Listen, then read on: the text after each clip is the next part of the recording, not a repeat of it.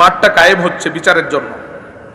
মালিক ইয়াউমিদ্দিন, বিচার দিবসের মালিক যিনি, তিনি বিচারের জন্য মাঠটা কায়েম করছেন।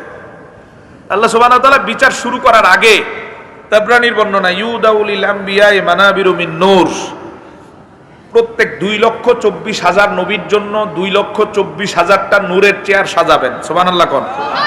কিসের চেয়ার? নূরের। প্রত্যেক নবীর নাম খোদাই করা থাকবে। সব নবীর চেয়ারের মধ্যে সবচেয়ে বড় আসনটা থাকবে আমাদের রাসূলুল্লাহ। আমরা খুশি না বেজার? কিন্তু দেখেন, এত বড় আসন পাওয়ার পরে আমাদের রাসূলের অবস্থান কি? নবীজি বলেন, ইউদাউলিল আম্বিয়ায়ে মানাবিরু মিন নূর ফায়াজলিসুনা আলাইহা, সব নবীর জন্য রব্বুল আলামিন নূরের চেয়ার সাজাবেন চতুর্দিকে কিয়ামতের মাঠে।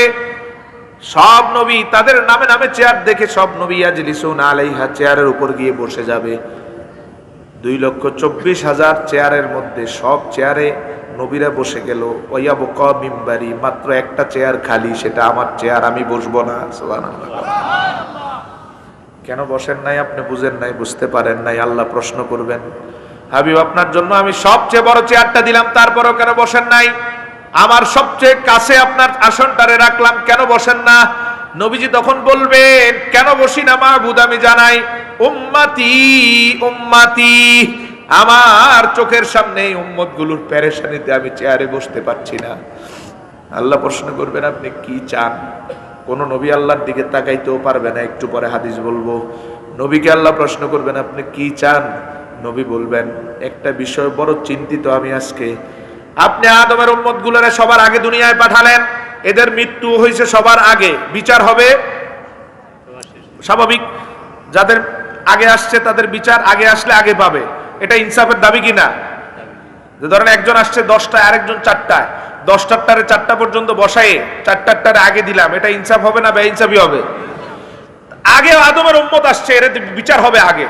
রাসূল বলেন আল্লাহর কাছে, আল্লাহ আদমের উম্মত, তারপর নবী নবী নবী নবী নবী হতে হতে হতে হতে ঈসা রুহুল্লাহ হয়ে সর্বশেষ আমি।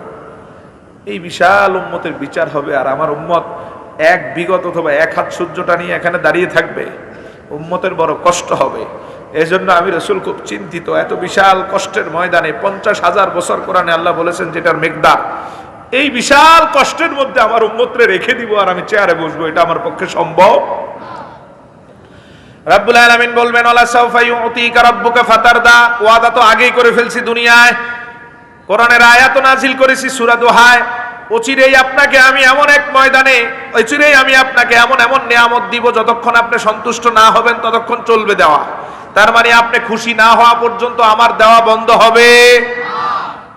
এটা কিয়ামতের মাঠে আপনারে আমি এমন দিব, আপনি সন্তুষ্ট হবেন। ফাতারদা, সন্তুষ্ট হওয়া পর্যন্ত দেওয়া বন্ধ হবে না, যতক্ষণ চাইবেন ততক্ষণ চলবে। আপনার সাথে আমার ওয়াদা, এবার বলা শুরু করেন, আর্গুমেন্ট পেশ করেন। নবীজি বললেন, 1 নাম্বার আর্গুমেন্ট, আল্লাহর দরবারে রাসূল বলবেন, আল্লাহর দরবারে বলবেন, মাবুদ আমি চাই, আমার উম্মতকে পাঠাইছেন সবার শেষে, কিন্তু আজকের ময়দানে বিচার করতে হবে আদমের উম্মতেরও আগে। এত দীর্ঘ বিপদ কষ্টের মধ্যে আমি উম্মতকে ছেড়ে দিব না। রব্বুল আলামিন কি বলে দেখেন, হাদিসের শেষ শব্দ ইমাম তাবরানী মুজামুল কাবিরে বর্ণনা করেন। আল্লাহ তখন ডাক দিয়ে ফেরেশতাদের বলবেন, আজ্জিল হিসাবাহুম, ও ফেরেশতারা সব নবীর উম্মতকে পিছনে ফেলে দাও, নূর নবীর উম্মতকে সামনে নিয়ে আসো। আজকের এই ময়দানে আমার হাবিবের ইচ্ছা অনুযায়ী, আমার হাবিবের উম্মতের মাধ্যমেই আমি আল্লাহ বিচার শুরু করব।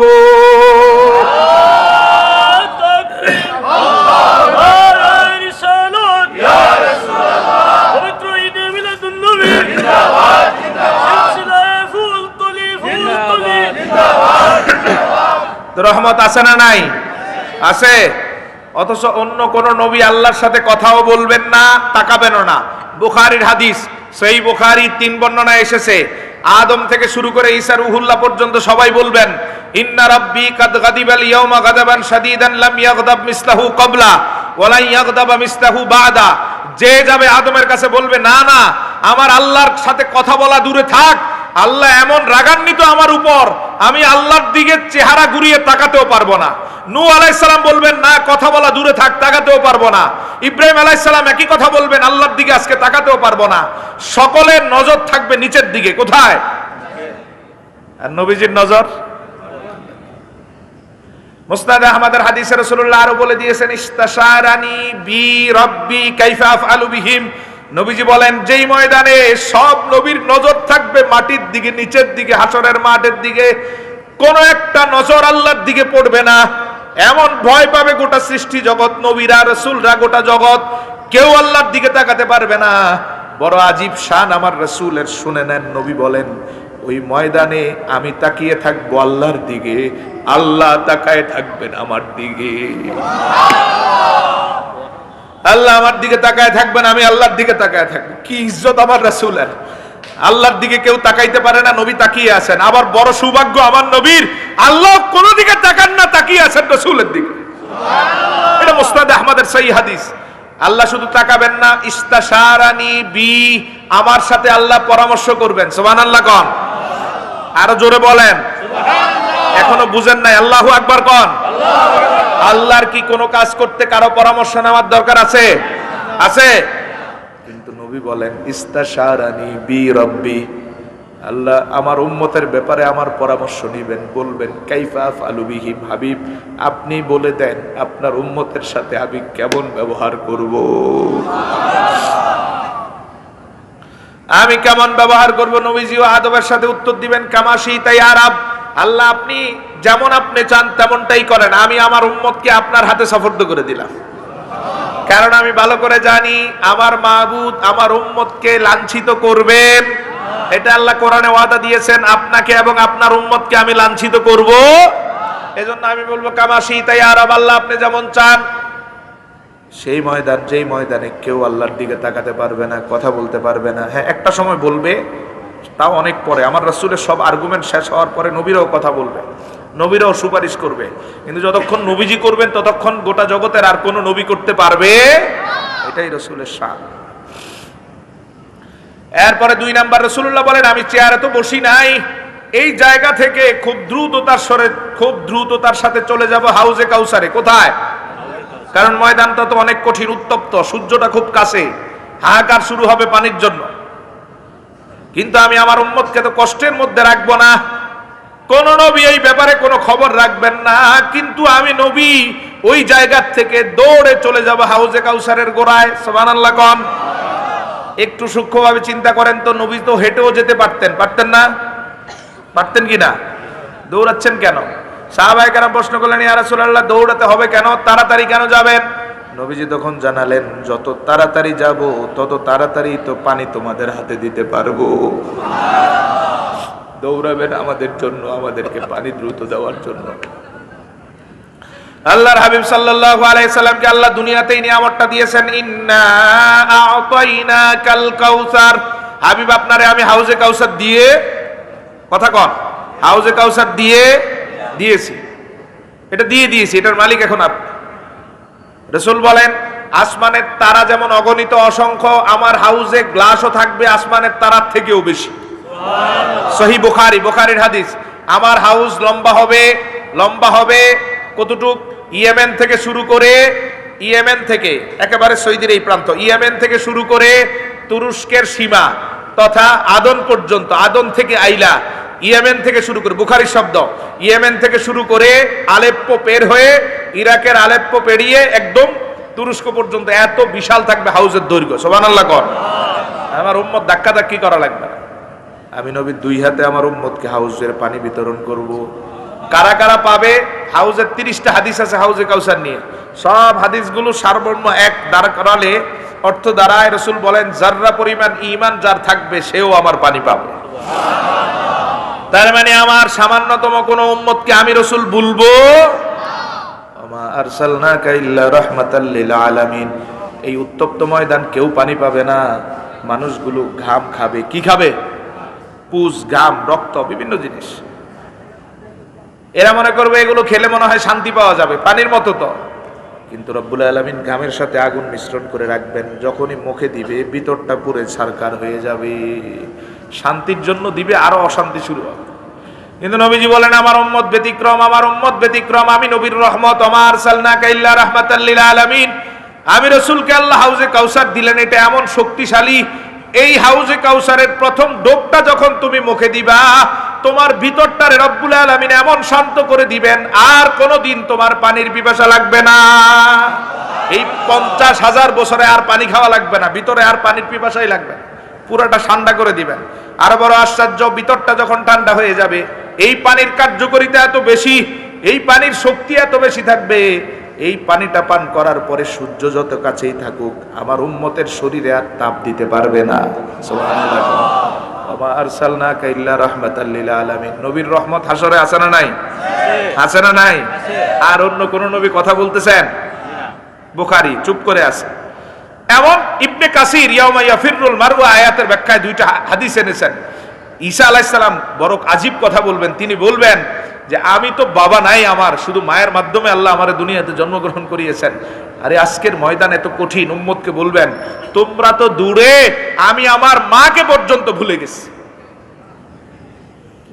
একজন নবীর অবস্থা এমন হবে, সব নবী বলবে নাফসি, কি বলবে? ওই ময়দানে আওয়াজ এটাই থাকবে, নাফসি নাফসি। সবাই, আপনিও বলবেন, নবীরাও বলবে, সবাই বলবে, কিন্তু ওই ময়দানে শুধু একটা আওয়াজ ভিন্ন হবে। সেটা কার? সেটা কার? তিনি বলবেন উম্মতি উম্মতি। সব নবী চাচ্ছে নিজের জন্য, আমার নবী চাইবেন আমাদের জন্য। আল্লাহু আকবার কোন। আর সেই নবীর বিরুদ্ধে দুনিয়া থেকে ফতোয়াবাজি করো, নবীরে তোমার মতো মনে করো, উপায় থাকবে না, সোজা হয়ে যাও। আল্লাহ এদেরকে সোজা হওয়ার তৌফিক দান করুক, বলে না আমিন। উপায় থাকবে? কথা কয় না? না আপনারাও মনে করেন নবী আপনাদের মতো মানুষ? নাউজুবিল্লাহ কোন। আওয়াজে মনে হয় বোঝা যায়, জোরে বলেন নাউজুবিল্লাহ। এই কথা বললে ঈমান থাকবে? সাথে সাথে ঈমানটা চলে যাবে। ইউসবিহু রাজুলু মুমিনান ওয়া ইউমসি কাফিরা ওয়া ইউমসি মুমিনান ইউসবিহু কাফিরা। সহিহ বুখারী। রাসূল বলেন একটা সময় এমন আসবে, সকালে মুমিন থাকবে তো বিকালে কাফের, বিকালে মুমিন হবে তো সকালে কাফের। নবীর বিরুদ্ধে ফতোয়াবাজি করবা, বেয়াদবি করবা, ঈমানটা সাথে সাথে চলে যাবে। কারণ ঈমানের মূল হচ্ছে মুহাম্মদুর রাসূলুল্লাহ। এটা ঈমানের মূল, তাওহীদ এবং রিসালাত, এটা হচ্ছে ঈমান। আল্লাহর সাথে বেয়াদবি করলে যেমন ঈমান থাকে না, রাসূলের সাথে বেয়াদবি করলে ঈমান থাকে না। 2 নম্বরের পরে এবার 3 নম্বর, হাসরের মাঠে বিচার এখনো শুরু হয় নাই। সহিহ বুখারীর বর্ণনা, এই হাদিসটাও বুখারী মুসলিম আছে। আল্লাহ সুবহানাহু ওয়া তাআলা তখন আমার নবীকে একটা বড় রহমত দিবেন। নবীরে বলবেন, জান হাবিব, আপনি তো জান্নাতে প্রথম সর্দার, জান্নাতে আপনি জান্নাতের মালিকানা করে দিলাম, আপনি জান্নাত উদ্বোধন করবেন। এটাও হাদিস। আপনি জান্নাতে চলে যান, যাওয়ার সময় আপনাকে আমি বড় নিয়ামত দিচ্ছি, 70,000 আপনার উম্মত বাছাই করেন, এদের কোনো হিসাবও নিব না, আযাবও দিব না, এখান থেকেই জান্নাতে চলে যেতে পারবি। আর কোন নবী এমন সুযোগ পাবে না, শুধু আপনি পাচ্ছেন। সুবহানাল্লাহ কোন। কিন্তু রাসূলুল্লাহ সাল্লাল্লাহু আলাইহি সাল্লাম কোনো কথা বলবেন না। তো যখন কোনো কথা বলবেন না, আল্লাহ বুঝতে পারবেন এই সংখ্যা আমার রাসূলের পছন্দ হয়। এবার মুসলিমের বর্ণনা, রাসূলুল্লাহকে আল্লাহ বলবেন নবীকে 70,000 দিলাম, এই 70,000 যেহেতু আপনার মনোভূত হয় নাই, তাহলে ঠিক আছে, যান 70,000কে 70টা ভাগ করেন। মুসলিমের হাদিস। কয়টা ভাগ? কয়টা? 70,000কে 70 ভাগ করলে প্রতি ভাগে কয়জন করে থাকবে? 1000। 70,000 70 ভাগ। এরপর আল্লাহ সুবহানাহু ওয়া তাআলা বলবেন প্রত্যেক ভাগ আলাদা করে, প্রত্যেক ভাগের সাথে আবার নতুন 70,000 করে করে নিয়ে যান। মিয়া জোরে বলতে পারেন না? হিসাবও নাই, আযাবও নাই। কি আজীব! রাসূলের রহমত শুধু, আর কেউ পাবে না। এই সংখ্যা আবার কই গিয়ে ঠেকলো চিন্তা করেন। প্রথম 70,000, 70 ভাগ করে প্রত্যেক ভাগের সাথে আবার নতুন 70,000 করে করে প্রত্যেক ভাগের সাথে। সুবহানাল্লাহ বলেন। নবীজি শুধু একটা শব্দ বলবেন তৃতীয় ধাপে, দ্বিতীয় ধাপে বলেন নাই, চুপ ছিলেন, আল্লাহ বুঝতে পেরেছেন। এবার নবী শুধু একটা শব্দ বলবেন। কয়টা? আল্লাহর হাবিব বলবেন ইস্তাজিদনি। ও আল্লাহ, যেই মানুষগুলোরে আপনি হিসাব ছাড়া জান্নাতে দিচ্ছেন, আমার উম্মত, এই উম্মতের তালিকাটা আরো একটু বড় করে দেয়। নবীজি এই শব্দটা বলার পরে আল্লাহ কি করবেন? মুসনাদে আহমদের বর্ণনা, রাসূলুল্লাহ সাল্লাল্লাহু আলাইহি ওয়াসাল্লাম বলেন, আমি যখন বলবো ইস্তাজিদনি ইয়া রাব, ও আমার প্রতিপালক মালিক, হিসাববিহীন জান্নাতের তালিকাটারে আরো বড় করে আমার আরো উম্মতকে নাজাত দেন। আল্লাহর হাবিব এই কথা বলার পরে আল্লাহ বলবেন, হাবিব আর ভাগ করার দরকার নাই, এই প্রান্তে আবার যতজন আছে প্রত্যেক জন নতুন করে প্রত্যেক জনের সাথে এখান থেকে 70,000 করে করে নিয়ে যান। রাসূল বলেন এই বিশাল সংখ্যা হয়ে যাবে জান্নাতি, 3 ভাগ আমার উম্মত, 3 ভাগের 1 ভাগ হিসাববিহীন আমি রাসূলের রহমতের কারণে চলে যাবে জান্নাতে। সুবহানাল্লাহ কোন। তো রাসূলের রহমত আছে না নাই? আরো জোরে বলতে হবে, আছে? আর অন্য কোন নবী কথা বলবেন, আল্লাহর দিকে তাকাবেন, এই হিসাব শুরু হচ্ছে। হিসাব মানে আমলনামা দেওয়া হবে, প্রত্যেকের সামনে 90টা দপ্তর খোলা হবে। কয়টা দপ্তর? চোখের সীমা পর্যন্ত এক একটা দপ্তর। দপ্তর মানে খাতা, মানে আপনার আমলনামা। এগুলো আল্লাহ বলবেন ইকরা কিতাবাক কাফা বিনাফসিকাল ইয়াউমা আলাইকা হাসিবা, তুমিই পড়ো, তোমারটা তুমিই পড়ো। প্রত্যেককে দিয়ে আল্লাহ পড়াবেন। আল্লাহ সুবহানাহু ওয়া তাআলা দপ্তরগুলো খোলাবেন, প্রত্যেকের মাধ্যমে পড়াবেন। আল্লাহর হাবিব সাল্লাল্লাহু আলাইহি ওয়াসাল্লাম বলেন এরপর মিজান, ফুলসিরাত, আরো অনেক কিছু। এবার আনাস ইবনে মালিকের বর্ণিত হাদিস, সুনান তিরমিজির বর্ণনার সহিহ হাদিস, আলবানীও সহিহ বলেছেন হাদিসটি। আনাস ইবনে মালিক আল্লাহর হাবিবের কাছে এসে বলেন ইয়া রাসূলুল্লাহ, আমি হিসাব মিলিয়ে দেখলাম, অনেক হিসাব করলাম, হিসাব মিলিয়ে দেখলাম কিয়ামতের মাঠে, হাসরের মাঠে আমি আনাস আমার আমল দিয়ে নাজাত পেতে পারবো না। সুবহানাল্লাহ বলেন। তাহলে এবার আপনি আর আমি পারবো? হ্যাঁ, যারা বলতেছেন না তারা পারবেন মনে হয়। একজন সাহাবী আনাস ইবনে মালিক, রাসূলের খাদেম, 10 বছরের নবীর একদম কাছের সান্নিধ্যের সোহবত যিনি পেয়েছেন, তিনি যদি মনে করেন ওনার আমল দিয়ে উনি হাসরে পার পাবেন না, দুনিয়াতে কি আর পার পাওয়ার কেউ আছে? আম্মাজান আয়েশাকে নবীজি এটাই বলছেন, আয়েশা আল্লাহর কাছে সহজ হিসাব চাও।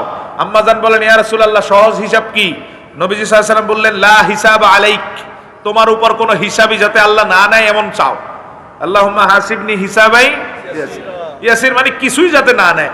কারণ কিয়ামতের মাঠে এমন কেউ নাই যাকে আল্লাহ ধরলে হিসাব দিয়ে পার পেতে পারে। তুমি আয়েশাও না। তা আম্মা জানরা যদি পার না পায় হিসাবে, মানে হিসাব দিয়েই পার পাওয়ার মতো যদি না হয়, তাহলে আমরা কি হব? তো কিয়ামতের মাঠে কি লাগবে? 2টা জিনিস লাগবে ভাই, 2টা জিনিস লাগবে। এইটা খেয়াল করেন। 1 নাম্বার আমল, 1 নাম্বার, আর সবচেয়ে বড় যেটা লাগবে সেটা হচ্ছে রাসূলের রহমত। নবীর রহমত বিহীন কেউ ওই ময়দানে হিসাব দিয়ে আল্লাহর কাছ থেকে পার পাওয়ার চিন্তা করতে পারবে? এটা নবী ক্লিয়ার করে দিয়েছেন দুনিয়া। আনাস ইবনে মালিক বলেন ইয়া রাসূলুল্লাহ ইয়া রাসূলুল্লাহ, নবীজির কাছে বলেন আইয়াশফা আলী, সুনান তিরমিজির হাদিস। রাসূলুল্লাহর কাছে এসে আনাস বলেন সালতুন নবী সাল্লাল্লাহু আলাইহি ওয়াসাল্লাম আইয়াশফা আলী, হাবিবের কাছে এসে বলেন আমি সিদ্ধান্ত নিয়ে দেখেছি, হিসাব মিলিয়ে দেখেছি, আমি আমার আমল দিয়ে পার পেতে পারবো না, অতএব আমি চাই আপনি আমারে সুপারিশের মাধ্যমে নাজাতের ব্যবস্থা করে দিবেন। কি চাইতেছে? সবাই বলতে হবে, এখানে একটা জিনিস আছে। কি চাইতেছে? কে চাইতেছে? সাহাবী। কার কাছে চাইতেছে? কার কাছে চাইতেছে? নবীর কাছে। নবীর সাহাবী সুপারিশ চাইতেছে, চাইতেছে নবীর কাছে, চাইতেছে। বলেন সবাই, কার কাছে চাইতেছে? বাংলাদেশের গোমটাওয়ালা সালাফি আহলে হাদিস নামে খবিশরা ফতুয়া দেয় নবীর কাছে সুপারিশ চাওয়া হারাম। আরে মিয়া জোরে বলবেন না নাউজুবিল্লাহ। এরা কখন কি বলে কিছুই বুঝে না। যেই কাজ রাসূলের সাহাবী করে গেছে এই কাজকে এখন হারাম বলছে। এটা কি হারাম নাকি বড় সৌভাগ্যের কাজ? আল্লাহর হাবিব সাল্লাল্লাহু আলাইহি সাল্লামের কাছে আনাস বলেন ইয়া রাসূলুল্লাহ ইয়াশফা আলী, সালতুন নবী সাল্লাল্লাহু আলাইহি ওয়াসাল্লাম ইয়াশফা আলী, হাবিব আমি চাই আপনি আমার জন্য সুপারিশ করবেন। নবী 1-2 শব্দে উত্তর দিলেন, আনা ফাইলুন, আমি করব। আলহামদুলিল্লাহ কর, আমি ভুলবো না। আনাস ইবনে মালিক বলেন ইয়া রাসূলুল্লাহ এত বিশাল ময়দান, যেই ময়দানে আদম আলাইহিস সালাম থেকে কিয়ামত পর্যন্ত সবাইকে আল্লাহ এক কাতারে উঠাবেন, এক ময়দানে উঠাবেন। শুধু তো মানুষ না, সব পশু পাখি জন্তু জানোয়ারকে উঠাবেন, তাদেরও তো হিসাব হবে না? তাদের জাহান্নাম জান্নাত হবে না? তাদের হিসাব হচ্ছে কেউ কাউকে যদি জুলুম করে সমপরিমাণ জুলুম রিটার্ন দিয়ে আল্লাহ বিদায় করে দিবে। কেউ কাউকে শিং দিয়ে একটা গুতা দিলে আল্লাহ আর এটারে রিটার্ন দিয়ে বিদায় করবে, যা যে যতটুকু করে অতটুকু। কেউ কাউকে কামড় দিলে একটা কামড়ের ব্যবস্থা দিয়ে বিদায় করবে, থাকবো আমরা। আনাস ইবনে মালিক বলেন ইয়া রাসূলুল্লাহ এত বড় ময়দান, এত বিশাল ময়দান আমি আপনারে কোথায় পাবো? আপনার ঠিকানাটা বলেন। সুবহানাল্লাহ কর। বিচক্ষণ সাহাবী তো। রাসূলুল্লাহকে বলেন ইয়া রাসূলুল্লাহ কোন কোন স্টেশনে আপনাকে পাবো? এটা বিশাল ময়দান, সময়ও বিশাল, 50,000 বছর, আপনারে খুঁজে পাবো কোথায়? নবীজি খুব সুন্দর করে তিন ভাবে জবাব দিলেন। কয় ভাবে? আল্লাহর হাবিব সাল্লাল্লাহু আলাইহি ওয়াসাল্লাম বললেন, ফাতলুবনি আউওয়ালা মা তাতলুবুনি ইনদাস সিরাত। রে আনাস, সবচেয়ে কঠিন জায়গা কিয়ামতের মাঠে ফুলসিরাত। সবচেয়ে কঠিন জায়গার নাম ফুলসিরাত। জাহান্নামের উপর একটা ব্রিজ বানাবেন আল্লাহ। কিসের উপর? নিচে জাহান্নাম, জাহান্নামের উপর ব্রিজ। বুখারী। ওই ব্রিজটা এত সূক্ষ্ম, এত ধারালো, এত চিকন, যেটা বর্ণনা দিয়ে কেউ বুঝাতে পারবে না। এতটুকু বুঝে নেন। আল্লাহ রাব্বুল আলামিন তোমাদের এই প্রান্তে গিয়ে বলবেন পার হও। পার হতে গিয়ে কেউ যদি নিচে পড়ে যায়, পড়বে জাহান্নামে, পার হয়ে গেলে যাবে জান্নাতে। সুবহানাল্লাহ। এটা সবচেয়ে কঠিন। এজন্য নবীজি বলবেন, নবীজি আনাস স্টেশনের ঠিকানা দেন, রে আনাস, ও আনাস, সবচেয়ে কঠিন জায়গার নাম ফুলসিরাত। তোমাদেরকে আল্লাহ পার হতে নিবেন ফুলসিরাত। আর শুনে নাও আনাস, তোমাদেরকে ফুলসিরাতের গোড়ায় নেওয়ার আগেই আমি নবী সেখানে হাজির। আমার আল্লাহর এই নবী কেমন ভাবে বলবেন? হাদিসে আছে নবী বলবেন, আল্লাহ এইভাবে হাতটা উঠায় রাখবেন, সুবহানাল্লাহ। হাত উঠায় বলবেন, আল্লাহ ওই উম্মতটা তো পড়ে যাইতেছে, আপনি তারে জান্নাত দিয়ে দেন, নিচে ফেলে দিয়েন না। আল্লাহ এটা তো পড়ে যাচ্ছে, এটারে জান্নাতে দিয়ে দেন। আল্লাহ এই উম্মত আমার দুরূদ পড়তো, এটারে আপনি পার করে দেন, এটারে জাহান্নামে দিয়েন না। নবী বলেন, এমন করে করে বড় একটা দলকে ফুলসিরাতের গোড়ার থেকে আমি নবী জান্নাতে পাঠাবো। ওই যে এক দলরে পাঠালেন হিসাবের গোড়ার থেকে। বুখারী। হিসাব শুরু হওয়ার আগেই 3 ভাগের 1 ভাগ চলে গেছে জান্নাতে। আর এক দলকে পাঠাবো এখান থেকে 3 ভাগের 1 ভাগ, বাকি 2 ভাগ না, 2 ভাগের মধ্যে কিছু অংশকে এখান থেকে পাঠাবো। রাসূলুল্লাহ সাল্লাল্লাহু আলাইহি ওয়াসাল্লাম এরপরে 2 নাম্বার স্টেশনের সংবাদ দেন আনাসকে। আনাস, ফাতলুবনি ইনদাল মিজান। একদম সহিহ হাদিস, আলবানীও সহিহ বলছেন, তিরমিজি। ও আনাস, এরপরে আমি থাকবো। তোমাদেরকে আল্লাহ যখন মিজানের পাল্লায় মাপ করার জন্য নিবেন, পরিমাপ করার জন্য আল্লাহ তোমাদের সেখানে নিবেন আমল নামা সহ, তোমাদেরকে নেওয়ার আগেই আমি নবী মিজানের গোড়ায় হাজির। ইবনে মাজার আরেক হাদিসে নবী বলে দিয়েছেন, আমি নবী আল্লাহর কাছে বলবো, আল্লাহ 2টা পাল্লা তো সমান হয়ে গেল, এখন আপনার ফয়সালা আপনার দিকে, কিন্তু আমি সুপারিশ করি যেই বান্দাগুলার পাল্লা 2টা সমান হয়ে যায়, ওই বান্দাগুলারে আপনি এখান থেকে জান্নাতে নিয়ে নেন। আল্লাহ সামান্য একটু হালকা হয়ে যাচ্ছে, এ তো জাহান্নামে চলে যাবে, এটা তো আমার উম্মত, আমি তো বড় ভালোবাসি, সেও আমারে ভালোবাসে, আল্লাহ এটারে আমি চাই না জাহান্নামে যা, কেড়ে জান্নাতে দেন। সুবহানাল্লাহ কোন। ওই ফুলসিরাতের গোড়ায় অনেককে জান্নাতে নিব, এই মিজানের গোড়ার থেকে অনেককে জান্নাতে নেওয়ার ব্যবস্থা করব। রাসূলুল্লাহ সাল্লাল্লাহু আলাইহি ওয়াসাল্লাম এরপরে বলেন, ইনদাল হাউদ, হাউজে কাউসারের গোড়ায় তো আমারে পাবাই, আমি তো আগেই বলে দিলাম। তো নবীজি সাল্লাল্লাহু আলাইহি সাল্লাম কয়টা স্টেশনের বর্ণনা দিলেন? বলতে হবে সবাই, কয়টা? আল্লাহর হাবিবের কাছে জানতে চাইলেন কোথায় পাবো। নবী হিকমতের সাথে এমন ভাবে জানালেন, রে আনাস, আমারে খুঁজতে হবে না, আমারে খুঁজতে হবে না। কিয়ামতের মাঠে আমার উম্মত যেখানে বিপদে পড়বে, আমি নবী সেখানে হাজির হয়ে যাব। আমার উম্মতের বিপদ যেখানে, আমি নবী আমার সাল্লাকা ইল্লা রাহমাতাল লিল আলামিন। রাসূলের রহমত আছে না নাই? আরো আস্তে কোন। আরে অকৃতজ্ঞ আমরা। নবীর রহমত আছে না নাই? ছোট না বড়? সেই রহমত পেয়ে খুশি না বেজার? এই খুশি প্রকাশ করার জন্যই মিলাদুন নবী মাহফিল, খুশি প্রকাশ করার জন্যই র্যালি, ঠিক কিনা বলেন? এরপরেও যাদের চুলকানি হয়, তাদের চুলকানি ভিতর থেকে না, তাদের চুলকানি শয়তান বের করে ইমানের ঘাটতির কারণে। বেটা, রাষ্ট্রের স্বাধীনতা দিবসে তোমরা স্বাধীনতা মিছিল করো না? করে কিনা? যারা ফতুয়া দেয়, এদের পীরেরাই গায়ে স্বাধীনতার বাংলাদেশের মানচিত্রের পতাকা ঝুলিয়ে মিছিল করে। সব করো তোমরা, বেদাতের ঘাটতি নিয়ে বসে আছো তোমরা, এতে কোনো সমস্যা নাই। মিলাদুন নবীর মাসে, মিলাদুন নবীর যে কোনো ডেটে সিরাতুন নবী মাহফিল করে কি করে না? করতে পারো। নৌ যাত্রা করো, টাটকা বেদাত আবিষ্কার করো, এতে কোনো সমস্যা নাই। আর 700-800 বছর ধরে চলে আসা রাসূলুল্লাহর যুগে ভিন্নভাবে করা সেই মিলাদুন নবী মাহফিল নিয়ে বিভিন্ন ধরনের উষ্ণা প্রকাশের মাধ্যমে আমরা বুঝি আসলে শত্রুতা আমাদের সাথে না, শত্রুতা রাসূলের মিলাদের সাথে, ঠিক কিনা বলেন? শত্রুতা মিলাদুন নবীর সাথে। আল্লাহ এদের হেদায়েত দান করুক, বলে না আমিন। বাংলাদেশে এদের মতো বেদাত আর কেউ করে না। এরা যত বেদাত করে, এরা হলো ফার্স্ট ক্লাস বেদাতি, প্রথম সারির বেদাত। কারা? হ্যাঁ, বুঝেন নাই তো? বলে লাভ কি? ফার্স্ট ক্লাস বেদাতি কারা? হ্যাঁ, বুঝছেন? যদি না বুঝেন বলে লাভ নাই। এরা ফার্স্ট ক্লাস বেদাতি, কিন্তু আমাদেরকে বলবে বেদাতি। ওয়া মা আরসালনাকা ইল্লা রাহমাতাল লিল আলামিন। শেষ করব, আলহামদুলিল্লাহ। ওয়া মা আরসালনাকা ইল্লা রাহমাতাল লিল আলামিন। হাশরের মাঠে নবীর রহমত আছে না নাই? কয় নাম্বার হলো? 4 নাম্বার। 1 নাম্বার বিচারটারে সবার আগে নিয়ে আসবেন। 2 নাম্বার হাউজে কাউসার দিবেন। কি দিবেন? কি দিবেন? এরপরে হিসাবের আগেই হিসাব ছাড়া 3 ভাগের 1 ভাগ উম্মত জান্নাতে নিয়ে যাবেন। আলহামদুলিল্লাহ কর।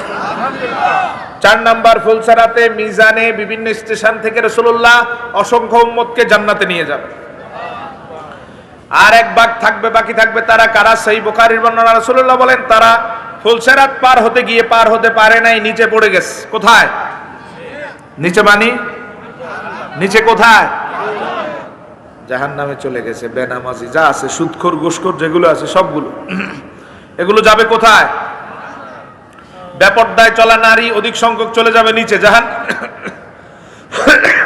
সুদখোর জাহান্নামে, আত্মীয়তার সম্পর্ক ছিন্নকারী জাহান্নামে, নামাজ তরককারী জাহান্নামে, এমন করে করে পড়ে যাবে। আল্লাহর হাবিব সাল্লাল্লাহু আলাইহি ওয়াসাল্লাম বলেন, এতক্ষণ পর্যন্ত আমি আমার রবের সাথে কথা বলে বলে সমাধান করেছি। সুবহানাল্লাহ বলেন। কি বলে? কথা বলে বলে। কিন্তু জাহান্নামী উম্মত, যখন আমার উম্মত জাহান্নামে আগুনে জ্বলা শুরু হলো, আমার তো বড় কষ্ট হয় আমার উম্মত। রাসূলুল্লাহ বলেন, এই প্রথম আমি আমার উম্মতের জন্য আল্লাহর দরবারে গিয়ে সেজদায় পড়ে যাব। এতক্ষণ সেজদা দেন নাই, শুধু কথা বলছেন। সহিহ বুখারীর বর্ণনা, ফাআকাহু সাজদান ইনদার রাব, আল্লাহর কাছে গিয়ে সেজদায় পড়বো। রব্বুল আলামিন আমারে বলবেন, ইরফা রাসাকা ইয়া মুহাম্মদ, হাবিব মাথা উঠান। সালতুতা ওয়াশফা তুশাফা ওয়া কুল তুসমা, ও হাবিব আমারে বলেন, বললেই হবে। আমারে বলেন, বললেই হবে। আমার কাছে চান, চাইলেই হবে। সুপারিশ করেন, সুপারিশ করলেই জান্নাতে নিয়ে যাব। সুবহানাল্লাহ কোন। একই শব্দের সমার্থক 3টা জিনিস বলবেন আল্লাহ। কয়টা? আল্লাহ একটা বললেই হতো, অশফা তোশাফা, হাবিব সুপারিশ করেন জান্নাত দিব, এটা বললেই হতো। কিন্তু আল্লাহ বলেন, বলেন শুনবো, সুপারিশ করেন আমি মঞ্জুর করব, চান চাইলেই দিব। তার মানে রব্বুল আলামিন জানান দিলেন, আমার নবী 3 ভাবে চাইবেন। কয় ভাবে? জোরে বলেন, কয় ভাবে? আমার রাসূল কারো ব্যাপারে মুখ নেড়ে কথা বলবেন, সালতোতা কুলতুসমা, এদের ব্যাপারে আল্লাহ বলবেন, বললেই শুনবো। আপনি তো বলছেন। এবার আল্লাহর হাবিব সাল্লাল্লাহু আলাইহি ওয়াসাল্লাম সবার ব্যাপারে আবার মুখ নেড়ে বলবেন না। কারো দিকে আমার নূর, নবীর নূরের রহমতের নজরটা পড়বে। আমার রাসূলের নজর যদি কারো দিকে পড়ে, তারটাও কবুল করে তারে জাহান্নাম থেকে বের করবেন আল্লাহ। সুবহানাল্লাহ। আবার কারো ব্যাপারে রাসূলুল্লাহ বলবেনও না, তাকাবেনও না, হাত দিয়ে ইশারা করবেন। আল্লাহর হাবিব সাল্লাল্লাহু আলাইহি সাল্লামের হাতের আঙ্গুল মোবারকের ইশারা যার দিকে পড়বে, তারেও নাজাত দিবেন আল্লাহ। সুবহানাল্লাহ বলেন। সেজদার থেকে আল্লাহ উঠাবেন। উঠানোর পর আল্লাহ জানতে চাইবেন, কি চান? রাসূল বলেন, সব নবী তো নাফসি নাফসি বলতেছে। আমি আল্লাহরে বলবো, উম্মতি উম্মতি, জাহান্নামে আমার উম্মত বড় কষ্ট পাচ্ছে আল্লাহ, আমি চাই তাদেরকে আপনি নাজাতের ব্যবস্থা করে দেন। রব্বুল আলামিন আমার কথা মতো ফায়াহুদ্দুলি হাদ্দান, সহিহ বুখারী, জাহান্নামে একটা সীমানা দিবেন। ফেরেশতাদের বলবেন, যাও এই সীমার ভিতরে আমার রাসূলের যত উম্মত পাইবা, আখরিজুহুম মিনান নারি ওয়া আদখিলুহুমুল জান্নাহ, এই মুহূর্তে রাসূলের কারণে, রাসূলের রহমতের কারণে এই মুহূর্তে বের করে তাদের জান্নাতে নিয়ে যাও। নবী সাল্লাল্লাহু আলাইহি ওয়াসাল্লাম বলেন, সবাই তো বের হয় নাই, আমি জানি আরো কিছু রয়ে গেছে। অপরাধ যাদের বেশি, তাদের জাহান্নামে সময় থাকবে বেশি। এবার রাসূল বলেন, ফাআকাউ সাজিদান মাররাতান সানিয়া, দ্বিতীয়বার সেজদায় পড়ব। প্রথমবারের কারণে অনেকগুলো উম্মতকে বের করলেন আল্লাহ, দ্বিতীয়বার সেজদায় পড়ব। সেজদায় পড়ার পরে আল্লাহ আবার বলবেন, মাথা উঠান, চান চাইলেই দিব, বললেই শুনবো, সুপারিশ করলেই কবুল করব। আমি নবী আবার আল্লাহর কাছে চাইবো, আল্লাহ আর কিছু চাই না, আমি আমার জন্য চাই না, আমার পরিবারের জন্য চাই না, আমার আলে বাইতের জন্য চাই না, আমি চাই উম্মতি উম্মতি, আমার জাহান্নামী উম্মত গুলারে বের করেন। আল্লাহ আবার আরেকটা সীমা দিয়ে ফেরেশতাদের বলবেন, ওই সীমার ভিতরে সবাইকে বের করেন। আবার ফেরেশতারা ওই সীমার ভিতরে আমি নবীর যত উম্মত পাবে সবগুলারে বের করে জান্নাতে দিবে। আমি বুঝতে পারবো এখনো সবাই বের হয় নাই। এবার আমি তৃতীয়বারের মতো আমার আল্লাহর সামনে আবার সেজদায় পড়বো।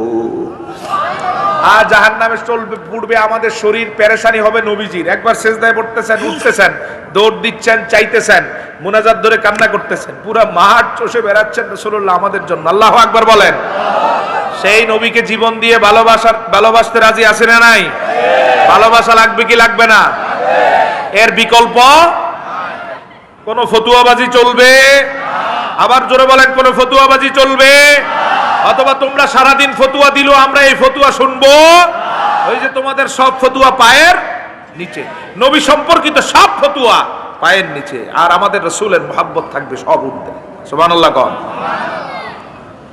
আল্লাহর হাবিব এবার তৃতীয়বার সেজদায় পড়বেন। বুখারীতে আছে 3 বারের কথা, মুসনাদে আহমদে আছে 4 বার। আমরা বুখারীরটাই ধরলাম 3 বার। কয়বার? জোরে কয়বার? আবার কয়বার? নবীজি বলেন তৃতীয়বার যখন আমি রাসূল সেজদায় পড়ব, আমার আল্লাহ তখন বলবেন এতবার বারবার আর সেজদা দেওয়ার দরকার নাই। আখরিজ মান ক্বালা লা ইলাহা ইল্লাল্লাহু মুখলিসা। ও হাবিব, ইখলাসের সাথে জীবনে একবার যারা লা ইলাহা ইল্লাল্লাহ বলেছে এমন সব উম্মত গুলারে আপনি জাহান্নাম থেকে বের করে জান্নাতে নিয়ে যান।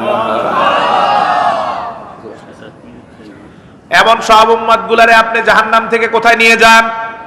এবার বুখারীর শেষ শব্দটা দেখেন, সহিহ বুখারী, রাসূল বলেন হাত্তা লা ইয়াবকা মিন উম্মতি ফিন্নার। নবী বলেন এমন করে করে যখন সুপারিশ করে আমি নবী জাহান্নাম থেকে বের করতে শুরু করব, শেষবার যখন আল্লাহ আমারে সুযোগ দিবেন, শেষ সুযোগের ঝাপটাতে আমি আমার উম্মতরে যখন বের করে তাকাবো, তাকিয়ে জাহান্নামের দিকে তাকিয়ে দেখবো আমার আর একটা উম্মত জাহান্নামে নাই। সবগুলারে আমার রাসূল রহমত দিয়ে বের করছেন। সুবহানাল্লাহ কোন। নবীর রহমত আছে না নাই? অন্য সব নবী কথাও বলেন না, আল্লাহর দিকে তাকানো, শুধু নাফসি নাফসি বলেন, নাফসি নাফসি। সেই ময়দানে শুধু একটা সত্তাই উম্মতের জন্য বলবেন, মুহাম্মাদুর রাসূলুল্লাহ সাল্লাল্লাহু আলাইহি ওয়াসাল্লাম, ওয়া মা আরসালনাকা ইল্লা রাহমাতাল লিল আলামিন। তো এতক্ষণ পর্যন্ত সবাইকে আল্লাহ জাহান্নাম থেকে, ফুলসারাত থেকে, মিজান থেকে পার করে করে জান্নাতের চত্বরে নিয়ে রাখেন। এখনো জান্নাতের দরজা খোলা হয়? কথা কোন। জান্নাতের দরজা খোলা হয়? আমাদের সম্মানিত মান্যবর প্রধান মেহমান চলে আসছেন, অল্প সময়ের মধ্যে আসবেন। এজন্য আমি অনুরোধ জানাই যারা এদিক সেদিক আছেন, হুজুর হ্যাঁ আমি আসবেন হুজুর খুব সহসাই। এজন্য যারা বাহিরে আসেন আদবের সাথে ভিতরে চলে আসেন, যারা পিছনে আছেন একটু সামনের দিকে অগ্রসর হয়ে বসেন। এই যে খালি জায়গা, এটা বিশ্রী দেখায়, ভালো দেখায় না। প্রত্যেকের সামনের জায়গাগুলো পূরণ করে সামনে আসেন। হুজুর অল্প সময়ের মধ্যে আসবেন। আল্লাহ সুবহানাহু ওয়া তাআলা হুজুরের নেক দোয়াতে আমাদের সবাইকে শামিল করে নিক, বলেন আমিন। হাজিরিন, তাহলে রাসূলুল্লাহ সাল্লাল্লাহু আলাইহি ওয়াসাল্লাম এখনো জান্নাতের দরজা খোলা হয় নাই। জান্নাতের সামনে যে চত্বরটা থাকবে, করিডোরটা থাকবে, লবিটা থাকবে, এটার নাম হচ্ছে আরাফ। এটার নাম কি? জোরে বলেন। এই নামে একটা সূরা কোরআনে আছে না নাই? সূরাতুল আরাফ। এর নাম হচ্ছে আরাফ। আরাফ হচ্ছে জান্নাতের সামনের চত্বর। এই চত্বরে সবাই গিয়ে গিয়ে সেখানে থাকবে। জান্নাত এখনো খোলা হয়নি। সেই মুসলিমের বর্ণনা, নবীরা গিয়ে জান্নাতের দরজায় নক করবে খোলার জন্য। কিসের জন্য? আদম আলাইহিস সালাম জান্নাতের দরজায় নক করবে। ভিতর থেকে খাজিনুল জান্নাহ, জান্নাতের দরজার প্রহরী, তিনি বলবেন মান আনতা, কে আপনি? আদম আলাইহিস সালাম বলবেন আনা আদামুস শাফিউল্লাহ, আমি আল্লাহর নির্বাচিত নবী আদম, প্রথম নবী আদম, সকলের পিতা আদম। জান্নাতের ভিতরের ফেরেশতা বলবেন আল্লাহ খোলার অনুমতি দেন নাই, ফিরে যান। আদম আলাইহিস সালাম ফিরে যাবেন। এমন করে করে সকল নবী এসে দরজায় নক করবেন। আল্লাহর হাবিব সাল্লাল্লাহু আলাইহি ওয়াসাল্লাম বলেন সবাইকে আল্লাহ ফিরায় দিবেন। এই পর্যন্ত জান্নাতের দরজা খোলা হয় নাই। আমি তো আমার উম্মত নিয়ে পেরেশানিতে আমার আল্লাহর কাছে। সব উম্মত যখন নাজাত হয়ে গেল, আমি আল্লাহর কাছ থেকে অনুমতি নিয়ে জান্নাতের দরজায় গিয়ে নক করব। খাজান জিজ্ঞাসা করবে মান আনতা, সহিহ মুসলিমের বর্ণনা, কে আপনি? আমি বলবো আনা মুহাম্মাদুর রাসূলুল্লাহ সাল্লাল্লাহু আলাইহি ওয়াসাল্লাম, আমি মুহাম্মদ। খাজান তখন ভিতর থেকে বলবেন আমার আল্লাহ আমারে বলে দিয়েছেন জান্নাতের দরজায় যেই আসুক খোলা যাবে না যতক্ষণ পর্যন্ত মুহাম্মাদুর রাসূলুল্লাহ জান্নাতের দরজায় নক না করে।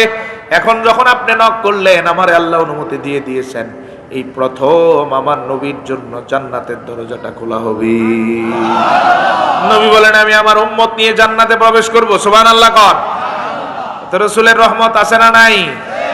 আছে না নাই? আমরা চাই কি চাই না? না চাই কোনো উপায় আছে? অতএব একটাই কাজ দুনিয়াতে, নবীর সাথে কোনো বেয়াদবি করা যাবে কথাতে, কাজে, চলনে, বলনে, ইশারাতে রাসূলের সাথে কোনো বেয়াদবি চলবে বেয়াদবি করলে কপাল পোড়া যাবে। বেয়াদবি করলে কি হবে? খুব সাবধান। নবীর ব্যাপারে খুব সাবধান, রাসূলুল্লাহর ব্যাপারে কোনো ফতুয়াবাজি নাই, বরং মুহাব্বতের সাথে রাসূলুল্লাহর সাথে সম্পৃক্ত বিষয়গুলো আমরা করব, বলি ইনশাআল্লাহ। আর জোরে বলতে হবে, বলেন ইনশাআল্লাহ। মুহাব্বতের সাথে করব, সামান্যতম বেয়াদবি যাতে না হয় এই ব্যাপারে সতর্ক থাকবে। রাসূলুল্লাহর মিলাদ সংক্রান্ত বিষয়, সুন্নাত সম্পৃক্ত বিষয়, রাসূলের শান আদত এই সম্পৃক্ত, আজমত, ইজ্জত, আল্লাহর কুরবত, এই সব রাসূলের কুরবত, এই সব বিষয়গুলো খুব আদবের সাথে, খুব সতর্কতার সাথে, মনোযোগের সাথে রাসূলুল্লাহর নৈকট্য এবং দিদার প্রত্যাশা করে এই কাজগুলো আমরা করব, বলেন আমিন। ওমা আরসালনাকা ইল্লা রাহমাতাল লিল আলামিন। আল্লাহর হাবিব সাল্লাল্লাহু আলাইহি সাল্লামের রহমত দিয়ে আল্লাহ সুবহানাহু ওয়া তাআলা এই ধরাধামকে সাজিয়েছেন। হাজিরিন, এই রাসূলুল্লাহ সাল্লাল্লাহু আলাইহি সাল্লামকে পেয়ে আল্লাহ একটা আদেশ দিয়েছেন আমাদেরকে, খুশি হও। এই খুশি হওয়ার পদ্ধতিটা নবীজি বিভিন্নভাবে জানিয়েছেন। রাসূলুল্লাহ সোমবারে রোজা রেখে খুশি হয়েছেন, বছরের 52 সপ্তাহ সোমবার রাসূল রোজা রেখেছেন শুধু মিলাদের খুশিতে। সেই মুসলিম 1162 নম্বর হাদিস, যাকা ইয়াউমুন উলিদতু ফি ওয়া ইয়াউমুন বুইসতু ফি। কেন আমি সোমবার রোজা রাখি জানো? কারণ হচ্ছে এই দিনে আল্লাহ আমার মিলাদ করিয়েছেন। সুবহানাল্লাহ। মিলাদের খুশিতে নবীজি সোমবার রোজা রেখেছেন। 2, সাহাবায়ে কেরাম এভাবে ছোট ছোট আকারে বা বড় আকারে সমবেত হয়ে রাসূলের মিলাদে পাকের হাদিসগুলো পড়ে বিভিন্নভাবে মিলাদে পাকের হাদিসগুলো পড়তেন, পাঠ করতেন। এটাই হচ্ছে মিলাদুন নবীর মাহফিল। সাহাবীরা করতেন একটা আঙ্গিকে পরিবেশে। আজকে কালের বিবর্তন এবং যুগের পরিবর্তনের কারণে আমরা এইভাবে মাইক দিয়ে প্যান্ডেল সামিয়ানা করে আপনাদেরকে সমবেত করে করছি। মূল জিনিস একটাই, শুধুমাত্র এটা স্বাভাবিক। দেখেন রাসূলের যুগে কি শিক্ষার এমন পদ্ধতি ছিল? মসজিদে নববীতে সাহাবীরা বসে থাকতেন, নবীজি পাঠ দিতেন। এটাই প্রথম সাহাবী রাসূলুল্লাহর দর্শে বসতে পারতো। 10 বছর ধরে যারা মুসলিম তারাও বসতে পারত। কিন্তু সময়ের বিবর্তনে আজকে 1300 বছর পরে আমরা ক্লাস করছি 1, 2, 3, 4, 5 অথবা আউয়াল, সানি, সালেস। নবীজির জন্য এটা ছিল না, সব এক ক্লাসে বসতে পারতো। এখন আপনি ইচ্ছা করলেই সব ছেলেকে এক ক্লাসে আনতে পারবেন না। শিক্ষার ব্যবস্থা, প্রত্যেকটা ব্যবস্থায় পরিবর্তন আসে। মাহফিলের এই পদ্ধতিগত কিছুটা পরিবর্তন এসেছে, কিন্তু মূল বিষয়টা মাহফিলই। সাহাবায়ে কেরাম করেছেন, তাবিরা করেছেন, তাবে তাবিনরা করেছেন, তারপরের যুগেররা করেছেন। এই পর্যন্ত 1400 বছরে বিভিন্ন আঙ্গিকে মিলাদের এই মাহফিল বিভিন্নভাবে চালু ছিল, আছে। কিয়ামত পর্যন্ত রাখবেন কে? কারণ হেফাজতের দায়িত্ব নিছেন রাসূলের, ইজ্জতের হেফাজতের দায়িত্ব নিছেন। অতএব ওহাবি মোল্লা যতই বাড়ুক, ফতুয়ার কারণে এগুলো বন্ধ হবে। মন ছোট করার কোনো কারণ নাই, আল্লাহই করাবেন। যদি শরীক থাকতে পারে এটা আমাদের সৌভাগ্যের ব্যাপার। করাবেন আল্লাহ, আমি না করলেও হবে। আমার শরীক থাকা হচ্ছে আমার ভাগ্যকে সুপ্রসন্ন করা, আমার তাকদীরকে, আমার মহব্বতকে রাসূলুল্লাহর মহব্বতের সাথে মিলানো। এটা হচ্ছে সুপ্রসন্ন কপাল। আপনি না করলেও বন্ধ হবে না। আরো 10 জন করতেছে না, বন্ধ হয়ে আছে, বরং দিন দিন বাড়তেছে না কমতেছে? বাড়তেছে না কমতেছে? এটা বাড়বে।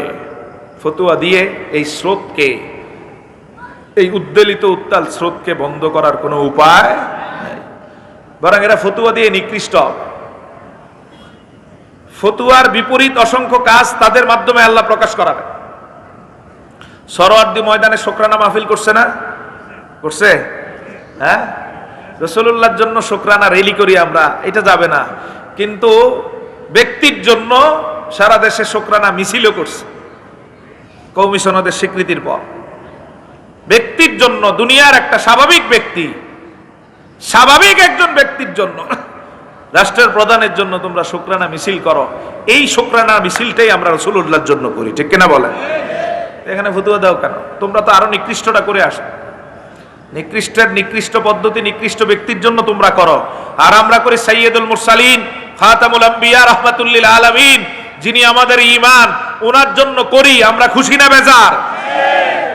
তোমরা করো ব্যক্তির জন্য, আমরা করি রাসূলুল্লাহর জন্য। আলহামদুলিল্লাহ কর। শুকরানা মাহফিল, শুকরানা মিছিল সব করছে। আল্লাহ এভাবে দেখবেন আরো লাঞ্ছিত, আরো অপমানিত পদ্ধতি তাদের মাধ্যমে করাবেন। অতএব মিলাদুন নবী এদের কথায়, এদের ফতুয়ায় বন্ধ হবে না, দিন দিন বাড়বে। আল্লাহ আমাদেরকে শরীক থাকার তৌফিক দান করুক, বলেন আমিন। নাজেরিন, অতএব রাসূলুল্লাহকে চিনার এবং আল্লাহর হাবিব সাল্লাল্লাহু আলাইহি ওয়াসাল্লামের সাথে আমাদের মহাব্বত যাতে দিন দিন বৃদ্ধি পায়, এটা চেষ্টা করতে হবে। কিভাবে বৃদ্ধি পাবে? কয়েকটা মাধ্যম বলি। এক নাম্বার, রাসূলুল্লাহর জন্য একটু কান্নার চেষ্টা করবেন। তাহাজ্জুদের মুসল্লায় অথবা গভীর রাতে লাইট অফ করে আল্লাহর হাবিব সাল্লাল্লাহু আলাইহি ওয়াসাল্লামের কথা স্মরণ করে কান্না করা, এটা অনেক বড় বিষয়। মৌলিকভাবে মাথায় এটা রাখবেন, প্রতি রাত এমন কোন রাত ছিল না নবীজির যেই রাতে নবীজি আমার আপনার কিয়ামত পর্যন্ত সকল উম্মতের জন্য কান্না করেন নাই। সুবহানাল্লাহ। সহিহ বুখারীর বর্ণনা, আম্মা জান আয়েশা সিদ্দিকা রাদিয়াল্লাহু তাআলা আনহা বলেন, নবীজি মাগরিবের নামাজ থেকে এশার নামাজের মাঝখানে এই সময় খাবার খেয়ে ফেলতেন, রাতের খাবার। এশার আগেই খাবার খাওয়া শেষ। এশার নামাজের পরে নবীজি খুব দ্রুত বিছানায় চলে যেতেন ঘুমানোর জন্য, ঘুমিয়ে পড়তেন। মধ্য রজনীর সাথে সাথে নবীজি উঠে যেতেন, মানে 12টা, 12:15 বা 12:15। এই সময় থেকে ফজরের আজান পর্যন্ত আমার রাসূল একটানা থাকতেন তাহাজ্জুদের মুসল্লায়। সুবহানাল্লাহ। 5 ঘন্টা, 5.5 ঘন্টা, শীতকালে 6 ঘন্টা, 6.5 ঘন্টা একটানা নবীজি তাহাজ্জুদের মুসল্লায়। আম্মা জান বলেন, দীর্ঘ সময় দাঁড়িয়ে থাকার জন্য, দাঁড়িয়ে থাকার কারণে মাঝে মাঝে আমার নবীর পা মোবারক ফুলে যেত। 6 ঘন্টা খামখেয়ালি কথা নয়, দাঁড়িয়ে আছেন। দাঁড়িয়ে কি করেন? আম্মা জান বলেন, একদিন সিদ্ধান্ত নিলাম দেখবো নবী সারা রাত কি করেন, দেখে তো বর্ণনা দিবেন, বর্ণনা দিছেন। আম্মা জান বলেন, আমি দেখলাম নবীজি নামাজের মুসল্লায় নামাজে দাঁড়ালেন, সূরা ফাতিহা তেলাওয়াত শুরু করলেন। আল্লাহর হাবিব সূরা ফাতিহা যখন তেলাওয়াত শুরু করলেন, ফুটন্ত পানি যেমন শো শো আওয়াজ বের হয়, নবীর বুক মোবারক থেকে কান্নার তেমন আওয়াজ বের হওয়া শুরু হয়ে গেল। সূরা ফাতিহাতেই শুরু হয়ে গেছে। এরপর রাসূলুল্লাহ সাল্লাল্লাহু আলাইহি ওয়াসাল্লাম পুরা নামাজে কান্না করছেন। আলহামদুলিল্লাহ। কর পুরা নামাজে রাসূলুল্লাহ সাল্লাল্লাহু আলাইহি ওয়াসাল্লাম কান্না করছেন। বেলাল রাদিয়াল্লাহু তাআলা সকাল বেলায় রাসূলুল্লাহ আজানের আগে এসে রাসূলুল্লাহকে জিজ্ঞেস করলেন, ইয়া রাসূলুল্লাহ, কান্না করছেন সারা রাত, চোখ মুবারক ফুলে গেল কেন? নবীজি জানান দিলেন, আমার উম্মতের নাজাতের জন্য সারাটা রাত আমি আমার আল্লাহর কাছে কান্না করেছি। সেই নবীর জন্য কিছু সময় কান্না করা যাবে না? এটা সৌভাগ্যের। সাহাবায়ে কেরাম নবীর নাম শুনলেই কান্না করতেন। আল্লাহ যাতে রাসূলুল্লাহর দরুদ পাঠ অবস্থায়, রাসূলুল্লাহকে দাঁড়িয়ে সালামরত অবস্থায় যেই সময়গুলো নবীকে নিয়ে কাটাবো, ওই সময়গুলো যাতে আমাদের চোখ দিয়ে পানি বের করার ব্যবস্থা করে দেয়, বলেন আমিন। আস্তাগফিরুল্লাহ রাব্বি মিন কুল্লি যামবি ওয়া আতুবু ইলাইহি, লা হাওলা ওয়ালা কুওয়াতা ইল্লা বিল্লাহিল আলিয়্যিল আযীম। হুজুর চলে এসেছেন বলে আলহামদুলিল্লাহ। আরো জোরে বলেন আলহামদুলিল্লাহ।